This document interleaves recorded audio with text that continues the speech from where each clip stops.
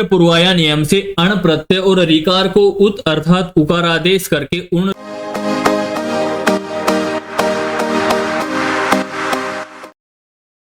ओम नमस्ते जी।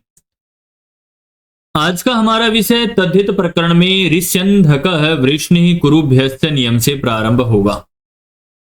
इससे पूर्व हम तद्धित प्रकरण के अनेकों नियमों के बारे में आपके साथ विस्तार से चर्चाएं कर चुके हैं। साथ ही नियमों में प्रयुक्त प्रत्ययों का शब्दों में प्रयोग करके भी आपके सामने प्रस्तुत किया है। आइए अधिक समय न लेते हुए अपने विषय को प्रारंभ कर रहे हैं। ऋष्यन्धक वृष्णि कुरुभ्यश्च नियम क्या कह रहा है कि ऋषि, अंधक अर्थात यादव, वृष्णि, अहिर और कुरु इन तीनों वंशों से अपत्य अर्थ में अण प्रत्यय होता है। कौन कौन से तीन हैं वंश? ऋषि, अंधक अर्थात यादव, वृष्णि अर्थात अहिर और कुरु। इन तीनों वंशों से अपत्य अर्थ में कौन सा प्रत्यय होता है? अण प्रत्यय होता है। अब जब अण प्रत्यय होगा तो उदाहरण क्या बनेगा? एक तो बनता है वासिष्ठ, एक वैश्वामित्र, ठीक है ना। इस प्रकार ये अनेकों उदाहरण इस नियम के हैं ऋष्यन्धक वृष्णि कुरुभ्यश्च के। आइए प्रथम उदाहरण हम देखते हैं। क्या है? वासिष्ठ अर्थात वशिष्ठ की संतान। अब वासिष्ठ है क्या कह रहा है? वशिष्ठ की संतान क्या कह रहा है? अब पूर्व में हमने पढ़ा था अतईय। अतईय से ईय प्रत्यय की प्राप्ति थी, परंतु उसे बांधकर ऋष्यन्धक वृष्णि कुरुभ्यश्च नियम से अण प्रत्यय आ जाएगा वशिष्ठ शब्द से। अब वशिष्ठ प्लस में अण। अब अण के पश्चात हमने पूर्व में अण के णकार की हलंत्यम से इत संज्ञा की थी, यहां पर भी इत संज्ञा होगी। इत संज्ञा करके तस्य लोप से लोप कर देंगे णकार का। णकार का लोप हो जाएगा। तो जिस प्रकार पूर्व में हमने तद्धितेष्व चामादि नियम से आदि अच की वृद्धि की थी, तो आदि अच वशिष्ठ में कौन सा है? आदि अच वशिष्ठ में कौन सा है बताइए? व में अ, तो व में अ को क्या हो जाएगा? आ। तो वासिष्ठ अ यति हम से भ संज्ञा कर देंगे अर्थात अंत्य आकार की, और यस्यति च से भ संज्ञक आकार का लोप कर देंगे तो वासिष्ठ अ मिला देंगे तो वासिष्ठ। कृतद्धित समासास्थ से प्रातिपदिक संज्ञा करके स्वादुत्पत्ति विभक्ति कार्य कर देंगे तो वासिष्ठ रूप हमारा सिद्ध हो जाएगा। ठीक इसी प्रकार जब आगे बढ़ते हैं तो अगला उदाहरण आता है वैश्वामित्र अर्थात विश्वामित्र की संतान। वैश्वामित्र अर्थात विश्वामित्र की संतान। शब्द क्या हमारे पास? विश्वामित्र। अतः ईय से ईय प्रत्यय को बांधकर ऋष्यन्धक वृष्णि कुरुभ्यश्च नियम से अण प्रत्यय हो जाएगा। अब अण के अणकार की हम हलंत्यम से इत संज्ञा करके तस्य लोप से लोप कर देंगे। हमारे पास क्या शेष रहा? विश्वामित्र अ। जिस प्रकार पूर्व में हमने तद्धितेष्व चामादि नियम से आदि अच की वृद्धि की थी, ठीक वैसे ही यहां पर भी आदि अच की वृद्धि हो जाएगी। अब वी है, वी में ई है, विश्वामित्र में आदि अच, ई को क्या होगा? आई। तो वैश्वामित्र अ हमारे पास रूप शेष रहा। अब इसी कड़ी में जब आगे बढ़ते हैं तो यचि भम से भय संज्ञा अंत्य आकार की और यस्यति च से भय संज्ञक आकार का लोप, और भय संज्ञक आकार का लोप हो जाएगा तो कृत तद्धित समासास्थ से प्रातिपदिक संज्ञा करके इनको मिला देंगे तो वैश्वामित्र रूप बन जाता है, और स्वाद उत्पत्ति विभक्ति कार्य कर देंगे तो वैश्वामित्र रूप हमारा विसर्गादि होकर सिद्ध हो जाता है। ठीक इसी प्रकार आगे अगला उदाहरण आता है। क्या है? स्वफल्क। स्वफल्क अर्थात स्वफल्क की संतान। क्या है? अंधवंशी। स्वफल्क की संतान स्वफल्क अंधवंशी है। ठीक है। तो स्वफल्क क्या है? स्वफल्क शब्द है। अतः ईय से ईय प्रत्यय की प्राप्ति को बांधकर ऋष्यन्धक वृष्णि कुरुभ्यश्च नियम से अण प्रत्यय अण के णकार की हम हलंत्यम से इत संज्ञा करके तस्य लोप से लोप कर देंगे और तद्धितेस्व चामादि नियम से आदि अच को वृद्धि कर देंगे, जैसे पूर्व में किया था। स्व के व में अ है तो वाह हो जाएगा स्वा फल का अ, फिर यचि भम से भय संज्ञा करके अंतिम आकार की और यस्यति चय से लोप कर देंगे भय संज्ञा का और मिला देंगे तो स्वा फल का कृत दित समासास्त्र से प्रातिपदिक संज्ञा और स्वाद उत्पत्ति विभक्ति कार्य कर देंगे तो क्या रूप बनेगा स्वा फल का, विसर्ग आदि भी हो जाएगा है? ठीक इसी प्रकार आगे एक शब्द आता है वासुदेव। क्या शब्द आता है वासुदेव, अर्थात वसुदेव की संतान। तो वासुदेव किसको कहते थे आप कमेंट करके हमें जरूर बताएं। हमने यहां पर भी लिख रखा है श्री कृष्ण को कहते थे वासुदेव। ठीक है, अब वासुदेव में शब्द क्या है वसुदेव। वसुदेव में भी अतः इय से इय प्रत्यय को बांधकर ऋष्यंधक वृष्णि कुरुभ्यस्य नियम से अण प्रत्यय हो जाएगा। अब अण प्रत्यय होगा अण के णकार की हलंत्यम से इत संज्ञा करके तस्य लोप से लोप कर देंगे। अब लोप होने के पश्चात जिस प्रकार पूर्व में हमने तद्धितेस्व चामादि नियम से आदि अच की वृद्धि की थी, ठीक वैसे ही यहां पर भी आदि अच की वृद्धि हो जाएगी। जो वह में अ है तो आ हो जाएगा, वासुदेव हो गया वसुदेव का। तो वासुदेव होने के पश्चात रूप क्या बनेगा हमारा वासुदेव अ, यचीब हमसे भय संज्ञा कर देंगे किसकी अंत्याकार की, वासुदेव के व के आकार की और यस्यति चय से भय संज्ञक आकार का लोप करके कृत तद्धित समासास्त्र नियम से प्रातिपदिक संज्ञा कर देंगे और इनको मिला देंगे तो वासुदेव रूप बन जाता है और स्वाद उत्पत्ति विभक्ति कार्य कर देंगे तो वासुदेव रूप हमारा सिद्ध हो जाएगा, विसर्गादि भी हो जाएगा। बिल्कुल ठीक इसी प्रकार अगला उदाहरण आता है नाकुल। क्या उदाहरण है नाकुल, अर्थात नकुल की संतान।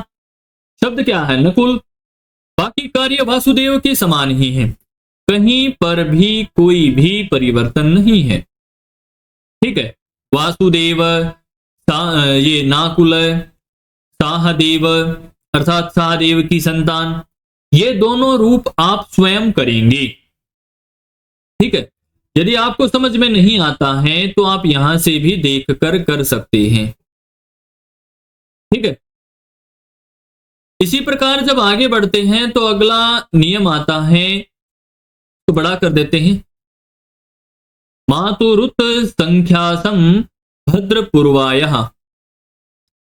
अब नियम क्या कह रहा है, नियम कह रहा है कि संख्या सम और भद्र पूर्वक मातृ शब्द को उत आदेश हो और अण अपत्यार्थ में, उत आदेश हो अण अपत्यार्थ में। अब किस नियम से होगा अण प्रत्यय, यहां पर मातरुत संख्या सम भद्र पूर्वाया नियम से।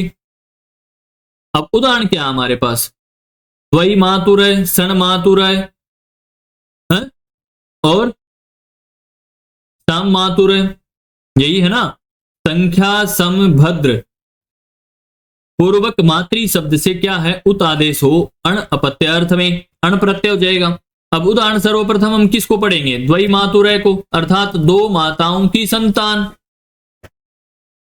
अब जब द्वै मातुरय को सिद्ध करेंगे तो द्विमातृ हमारे पास शब्द है मातुरय, एक मिनट, ये मातुरत संख्याम भद्र पूर्वाया नियम से सूत्र से क्या होगा अण प्रत्यय हो जाएगा और रिकार को उकारादेश हो जाएगा, उतादेश है ना, तो रिकार को उकारादेश हो जाएगा तो अण प्रत्यय हो जाएगा। मातृ था द्विमातृ तो द्विमातु प्लस में अण, अण के अणकार को क्या हो जाएगा हलंत्यम से संज्ञा करके तस्य लोप कर देंगे।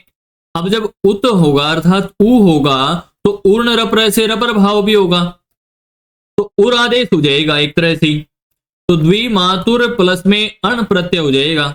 अब अण के अणकार की हलंत्यम से इत संज्ञा करके तस्य लोप से लोप कर देंगे। जिस प्रकार पूर्व में हमने तद्धितेस्व चामादे नियम से आदि अच की वृद्धि की थी, ठीक वैसे ही यहां पर भी आदि अच की वृद्धि हो जाएगी। द्वि था वहां पर द्वई हो जाएगा, ई को आई हो जाएगी वृद्धि। द्वै मातुर अ और अ को र में मिला देंगे द्वि मातुर। कृतधित समासास्य से प्रातिपदिक संज्ञा करके स्वादुत्पत्ति विभक्ति कार्य करेंगे तो विसर्ग आदि भी हो जाएगा और द्वयी मातुर हमारा रूप सिद्ध हो जाएगा। ठीक इसी प्रकार अगला उदाहरण आता है साण मातुर अर्थात 6 माताओं की संतान। अब साण मातुर में सस मातृ शब्द है? सस का षड मातृ झलाम जसो अंते से जसत्व हो गया और यरो अनुनासी के अनुनासी को वा नियम से सूत्र से अनुनासी को कर णकार आदेश हो जाएगा। देखो अब सस था, सस का झलाम जसो अंत से जसत्व हुआ षड मातृ और यरो अनुनासी के अनुनासी को वा नियम से क्या बना? अनुनासिक को णकार आदेश हो गया। तो णकार आदेश होने के पश्चात सण मातृ हमारे पास रूप शेष रहता है। अब जब सण मातृ रूप शेष रहेगा तो जब हमने पूर्व में पढ़ा था मातुरुत संख्याम भद्र पूर्वाया नियम से अण प्रत्यय भी हो जाएगा और रिकार को उकार भी हो जाएगा और रिकार को उकार आदेश होगा अर्थात उत होगा तो उण रप्र से रपर भाव भी होगा। तो हमारे पास रूप क्या बना? वही मातुर प्लस में अण के अणकार की हलंत्यम से इत संज्ञा करके तस्य लोप से लोप कर देंगे और लोप आदि कार्य होने के पश्चात तद्धितेष्व चामादे नियम से जैसे पूर्व में हमने आदि अच की वृद्धि की थी वैसे ही यहां पर भी आदि अच की वृद्धि हो जाएगी और द्वयी मातुर हमारा रूप वृद्धि हो जाएगी। तो सण मातुर था वहां पर साण मातुर हो गया। क्या हो गया? साण मातुर अ मिला देंगे तो साण मातुर कृतद्धित समासास्त्र से प्रातिपदिक संज्ञा और स्वादुत्पत्ति विभक्ति कार्य कर देंगे तो विसर्ग आदि भी हो जाएंगे और साण मातुर है हमारा रूप सिद्ध हो जाएगा। बिल्कुल ठीक इसी प्रकार अगला उदाहरण आता है क्या? साम मातुर। क्या है? साम मातुर अच्छी माता की संतान। अब सम प्लस मातृ है, सम प्लस मातृ मातुरत संख्याम भद्र पूर्वाया नियम से अण प्रत्यय और रिकार को उत अर्थात उकारादेश और उर्ण रप्र से रपर भाव तो उरादेश हो गया है। तो क्या बना?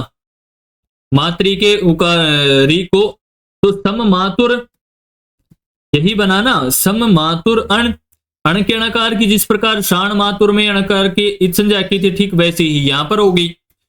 हलंत्यम से इत संज्ञा करके तस्य लोप से लोप कर देंगे तो सम मातुर अ तद्धितेष्व चामादे नियम से आदि अच की वृद्धि प्राप्त थी, वृद्धि कर देंगे तो साम मातुर अ मिला देंगे तो कृत तद्धित समासास्त्र से प्रातिपदिक संज्ञा कर देंगे तो साम मातुर और जब इसका स्वादुत्पत्ति विभक्ति कार्य और कर देंगे तो साम मातुर रूप हमारा सिद्ध हो जाएगा।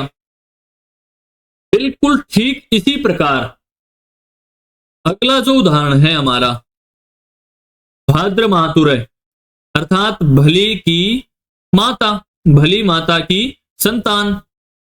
ठीक है ना?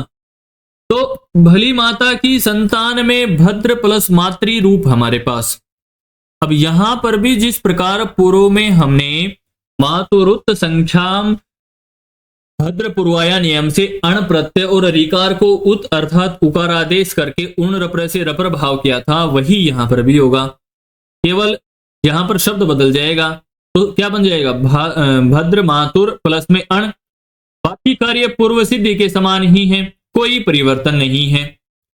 ये आप स्वयं करें। ठीक है? थोड़ा सा अभ्यास यदि आप स्वयं भी करेंगे जिससे आपका अभ्यास होगा और आपको ये चीजें समझ में आएंगी। आज के लिए हमारा विषय इतना ही रहेगा, फिर मिलेंगे इसी प्रकार की नई नई कक्षाओं के साथ, वीडियो के साथ।